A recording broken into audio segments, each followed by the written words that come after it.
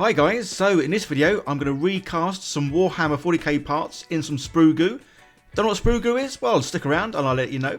But I've also got a new Sprue Goo, Sprue Goo Mk2. So I've made stuff with Sprue Goo before. Results, yeah, not too bad. But we're going to see if Sprue Goo Mk2 is, well, any better. So the parts I'm going to recast in this video are from this lovely little box set. And that's the Sector Imperialist Ruins. So yes, it was a perfect thing to have a go at recasting. And I got this box set from Chaos Cards, the gaming centre down in Folkestone. I've had the great pleasure of being down there and doing a few bits of painting down there. So I'll leave a link down below, guys, to where I got hold of my sort of box set. So the first thing I need to do is, well, cut out all the parts. So using some good old snips here, going around, snipping away, and yeah, say some lovely ruined bits. So these bits are, well, they're pretty awesome. We've got lots of texture to them. A lot of battle damage already, which is pretty cool. As well, if you've never used Sprue Goo, yeah, battle damage definitely is something that you're going to get, well, whether you want it or not. So, talking of obviously Sprue Goo, if you are new to my channel and new to the whole, well, say Sprue Goo, obviously when we do get Warhammer miniatures, we have, well, all the bits we need, plus a load of leftover sprues, which always seems a bit of a waste as well. You pay for this, and half the stuff you can't use. Well, I'll say half, obviously it's not quite. But yeah, I thought I'd have a go of actually weighing out how much there is in, well, miniatures or parts, terrain stuff, but also how much there is in, well, the sprues. And to do this, yeah, we can just simply weigh out the parts. So I'm trying to balance all the terrain parts on here to sort of get their accurate measurement, and then I'll do the same for the sprues. But don't forget, guys, something else I also did recently, and that is I dissolved some, well, clear green sprues that came from a Warhammer set, and yeah, I'll be showing you later on just, well, if these can be recast as well. So yeah, definitely stick around for that as well. The results, yeah, surprising. So back to the big weigh-in. You had a few bits fall off, obviously kept on putting them back on, and yeah, so the actual parts, they weigh about 166 grams. So that's what we've got to compete against. So that's the parts. How much of the money that we spend on our plastic is, well, actually sprues. So remember, 166 for the actual parts, and all the sprues, they come in, well, if I move a little bit out of the way, they come in about 72. So my maths isn't the best, but that seems like almost a third of the plastic we're buying is, yeah, is sprues. So it's definitely worthwhile making things with the sprues. So guys, yeah, if you are new to, well, Sprue Goo and all the rest of it, then simply it is a case of just getting your sprues, cutting them up. Basically, I cut them up the sort of the size I need to be able to put them in a jar. So the smaller they are, obviously the quicker they'll dissolve, but that doesn't matter. So if you leave them overnight, then yeah. So you take a jar, obviously a nice clean empty one. Ones with these probably like lids on, so it's a nice sort of secure seal, which is pretty cool. Then you just load up your jar full of all your, well, nibbly nobbly bits is what I like to call them. And then here's the magic stuff, good old acetone. Yeah, it's used for cleaning all kinds of stuff, including nails and nail polish and all the rest of it. But this stuff, it dissolves sprues. So it typically takes at least 7 hours. I say I normally do this, leave it overnight, and then the next morning, yeah, you'll have some lovely Sprue Goo that you can then use to, well, make a whole host of things. I say, it was about 3-4 years ago I did most of the videos with sprues, so go check them out as there are a lot. And I've made everything from orc vehicles, little miniatures, as well as a Tau Manta. So check them out. So to be able to recast these Warhammer parts, what we need to do is, well, make a mould of them. And I've found in the past the best way of making moulds is using some good old Lego. But don't worry guys, this isn't real Lego, this is good old cheap knockoff stuff. So yeah, I'm not ruining any proper Lego pieces, I wouldn't be so mad. And some good old plasticine. And the main reason for plasticine is obviously the bottom of these the parts that I'm going to mould, well, they're not flat. If they were perfectly flat, then yeah, probably wouldn't need to do this. But as they aren't flat, I'm basically going to be pushing them in. So the plasticine is there to sort of accommodate all those bits that are protruding out the back of these pieces. So lining them up where I kind of roughly want them, and then yeah, giving them a bit of heave-ho, pushing them down, because obviously you don't want any of the silicone rubber to go underneath, and that's the stuff I'm going to be using to, well, make the mould of. So yeah, push the bits in, and then what I did afterwards, I went round making sure there was no sort of gaps that you could see, as in the bottom of these sort of columns there's a bit of a hole. So yeah, fill that with a bit of plasticine. Again, it's nice, simple, easy, cheap to use. Most people have Lego. I mean, I've always got Lego around the place because, well, I love playing with Lego. Yeah, such a big kid. And then just raising it up. So typically I like to have at least sort of 10 millimeters all the way around the edges and above the sort of the tallest part. So yeah, 2 levels and that's done. And in case of doing that with all the bits I'm going to make. So say I'm using silicone rubber, and this is from a company called Let's Resin. I'll leave links down below, guys. They're sponsoring this video and kindly sent me some silicone rubber to use. So yeah, awesome stuff. Nice and simple to use. Ratio 1:1 by weight. So get my little trusty scales out again. Great little things these are. And yeah, it is just a case of, as it says, mix it on a ratio of 1:1. So nice and simple, nice and easy. So definitely links down below, guys. Go check them out and, well, see what other products they do, as they do a whole range of bits and pieces. So yeah, mixing the two together. You could just use a stirrer, which I have used in the past. But the problem with these resin I'm using, or rubber even, they're both the same colour. Sometimes you get a clear one and a blue one, or a clear one and a green one, and they're much easier to use because when you mix them together, you can see when it's fully sort of mixed because it's a nice consistent colour. So with this, what I'm going to do is I'm going to use this little tool on the end of my drill, and this will make sure that this is thoroughly mixed in. Even with the drill, I still did this for about 5 minutes just to make sure. The last thing you want to do is not mix this fully, because then, well, it won't cure. And then yeah, simply a case of pouring it in. Obviously you can see there are like lots of bubbles and stuff, but the great stuff about this this one is it's yeah, the bubbles disappear. It's self-degassing, so you don't need one of those fancy pots to put it in to suck all the air out. This one, yeah, the air bubbles, well, they just rise to the top and pop, which is pretty cool. So this stuff, it's about 4 hours curing time, but with most things, I like doing things late in the evening and then leaving them overnight. That way, when you come back, yeah, it's nice and cured and solid. And this is the reason why I love using Lego, guys. So when you come to take the molds out, really simple. Obviously, the whole thing just peels off the base plate, and the Lego pieces, yeah, they just sort of break apart as well. So I have used plastic sheets before and made sort of like little containers, but then you got the problem of trying to break them plastic bits off, which is just a nightmare. So good old Lego comes off nice and easy. Obviously some of the bits of the rubber have sort of gone into the gaps, but that's fine. Yeah, this stuff, because it is all nice and cured, just peels off real easy, so they can all be used again, which is great. And the same with the plasticine that I've used. That comes away relatively nice and neat and easy, and that can be reused. Just making sure I do sort of pull away any bits of the silicone rubber.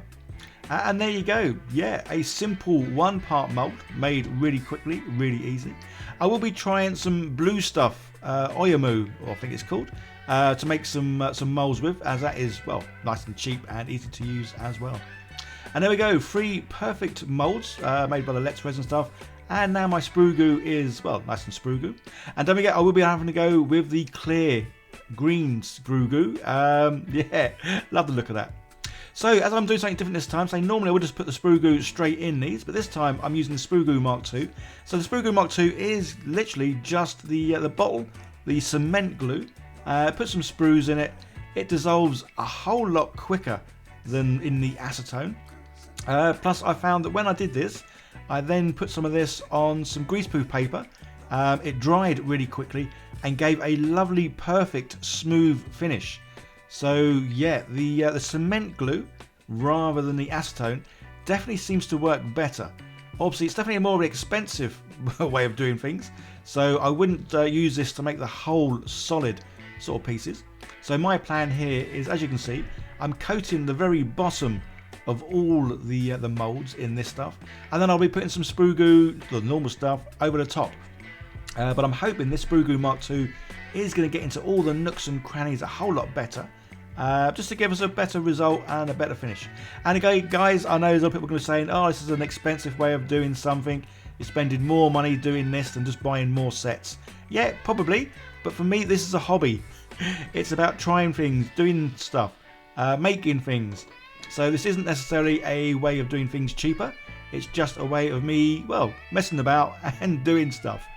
As I know a lot of you guys do like to complain, and not all of you, there's only a very small percentage with your little negative comments about money and time and all the rest. And again, if I spent 100 hours doing this, it's still 100 hours I've had messing about, being a big kid, making and playing. Say, I'm an old boy, quite old, so I was brought up with Blue Peter and Take Heart. So definitely things where, yeah, making things. And this has always been a hobby and a passion of mine, just sort of tinkering about making stuff. So, yeah, there we go. Anyway, enough of that waffle. Let's get back to the video. And as you can see, yeah, I'm now filling in the rest of the mould with the normal Sprue Goo.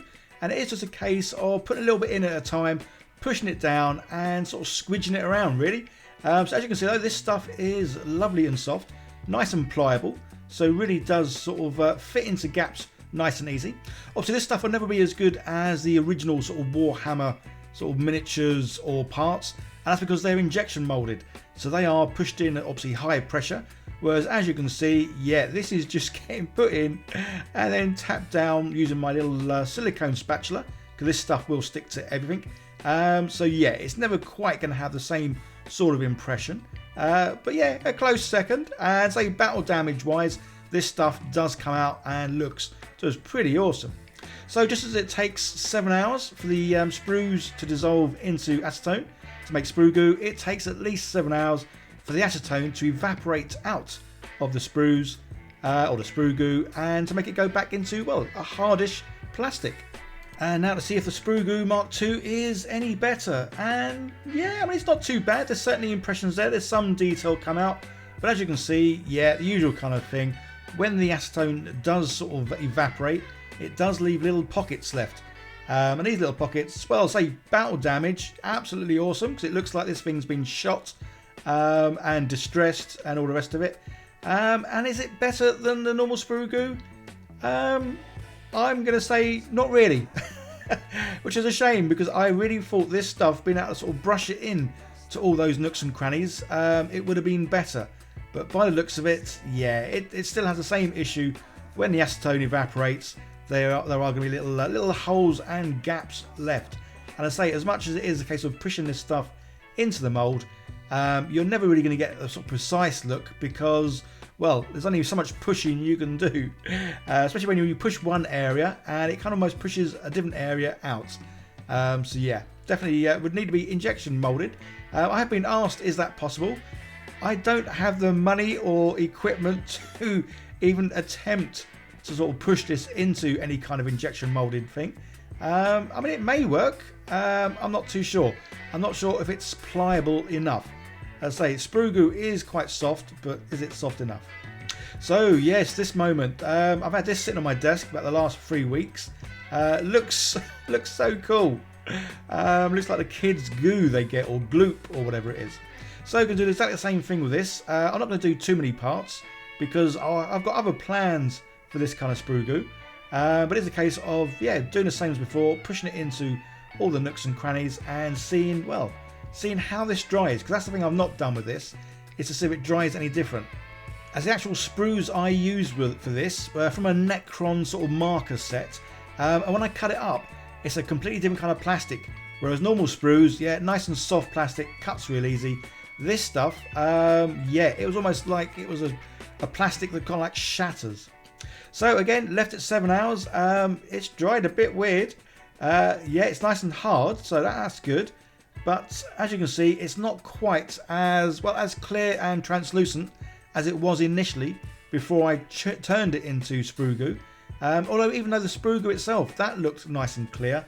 Yeah, this definitely hasn't dried or cured, or whatever you might want to call it, as well. As you can see, it's still a little bit soft, which is weird. It's soft but hard. Not trying to make any funny jokes here, but that's what it is. It's soft and hard at the same time. So it's definitely cured. It's definitely gone into lots of the nooks and crannies. But say, I was really hoping this stuff would still be a lovely sort of clear sort of stuff. But as you can see, yeah, when the acetone evaporates, it kind of goes, yeah, not as clear as it should. And I say, it's still soft and yet hard. Anyway, enough of that. So if you're after some battle damage terrain, then yeah, Sprue Goo is definitely worth using. And obviously the great thing about this stuff is, well, it's sprues, so you can glue bits together by using good old cement glue, which, yeah, no surprise, as well, that's what a lot of this stuff contained, or did contain. So yeah, it simply is a case of putting the two bits together and giving them a good old squish. And then, yeah, so these bits stand up on their own then, which is pretty cool. I've got a few bits there that I can make sort of right angles with. And what I'm going to do is, obviously, because some of these bits I'm putting together, they're not flat backed. You could sand them down if you wanted to, as once this is like fully cured, then yeah, this stuff sands a treat. Obviously at the moment it's kind of like, it's, again, I'm going back to this, it's hard but soft sort of method. So yeah, so what I'm going to do is I'm going to fill in the gaps using some, well, some Sprue Goo. And say I love using the Sprue Goo Mk2 because obviously you get the little brush with it, and it's just so easy then just to well, to brush on and put it wherever you need it. And there we go. So in conclusion, yeah, Sprue Goo Mk2 is no real better than normal Sprue Goo for, well, making molds of, which is a bit of a shame. As I say, I really was hoping it was going to come out sort of so much better, but hey ho, got to try these things, and that's what I love about this hobby. It is, for me, all about trying things, especially new things that I've not done before. Other people may have, but for me, yeah, this is all new.